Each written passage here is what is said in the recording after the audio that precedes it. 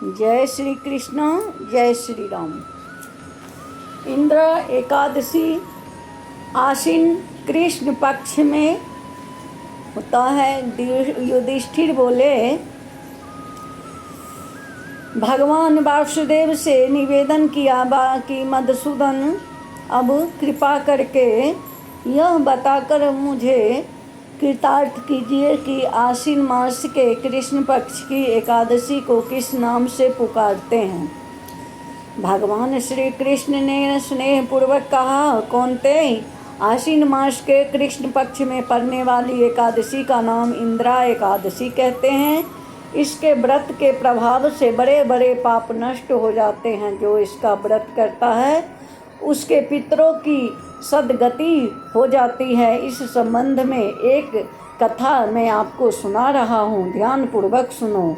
सत्ययुग की बात है। एक बार एक राजकुमार था।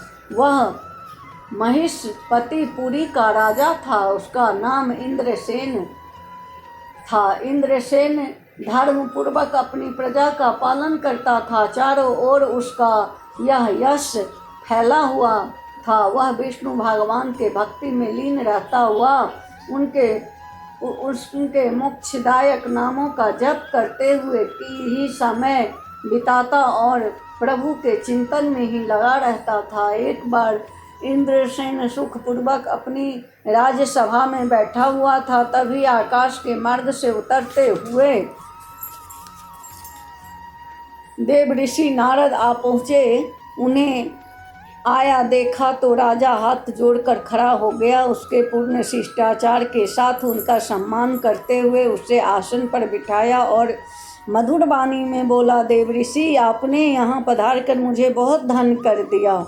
अब कृपा करके यह बताइए कि आपका शुभकामना मेरे लिए क्या आदेश देने के लिए हुआ है। नारद जी बोले, राजन, मैं जो बात तुमसे कहना चाह रहा हूँ उसे सुनकर तुम आश्चर्य में पड़ जाओगे। मैं ब्रह्मलोक से यमलोक में गया। वहाँ एक श्रेष्ठ और सुंदर आसन पर बिठाकर यमराज ने भक्तिपूर्वक मेरी पूजा की। यमराज की सभा में मैंने तुम्हारे पिताजी को बैठा हुआ देखा था। वे अपने व्रत के भंग हो जाने के कारण वहाँ आए थे। उन्होंने तुम्हारे लिए मुझे एक संदेश दिया। वह संदेश देने के लिए मैं यहाँ आया हूँ। उन्होंने कहा, बेटा, इंद्रा एकादशी का पाप पुण्य देकर मुझे स्वर्ग भेजने का प्रयास करो। सो राजन, अपने पिता को स्वर्ग लोक भेजने के लिए इंद्रा एकादशी का व्रत करो।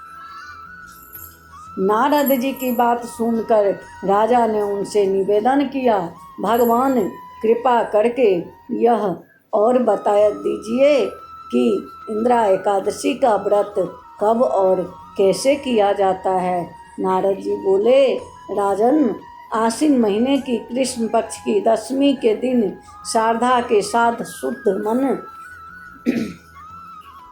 प्रातः काल स्नान करो। फिर दोपहर को स्नान करके शांति के साथ भोजन करो। दशमी के रात को भोजन मत करो। इस दिन केवल एक ही समय भोजन करने के विधान है। रात को भूमि पर शयन करो। रात्रि के अंत में बहुत सवेरे ही एकादशी के दिन दांतोन करके मुंह धोया, फिर भक्ति भाव के साथ उपवास करो। दोपहर समय पितरों की प्रसन्नता के लिए शालग्राम शिला के सामने बैठकर विधि पूर्वक श्राद्ध करो।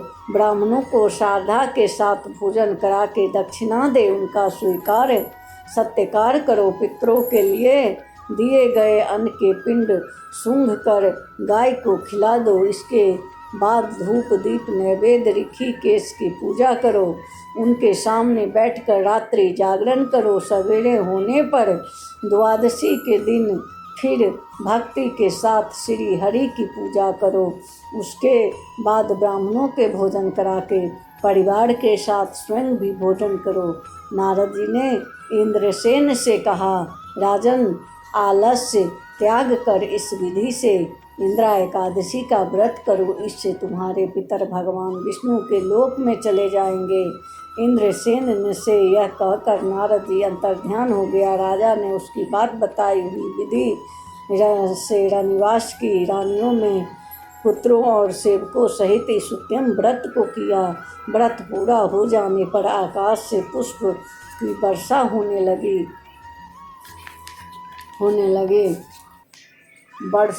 वर्षा होने लगी। राजा इंद्रसेन के पिता गरुड़ पर बैठकर विष्णु लोक को चले गए। राजा इंद्रसेन ने भी राज्य के बिना किसी बाधा के उपभोग करके अपने पुत्र को राजगद्दी सौंप दी और स्वयं स्वर्ग लोक को चला गया। इंद्रा एकादशी का व्रत करके अथवा इसको पढ़ने और सुनने से मनुष्य को सभी पाप दूर हो जाता है। बोलिए जय श्री कृष्णा, जय श्री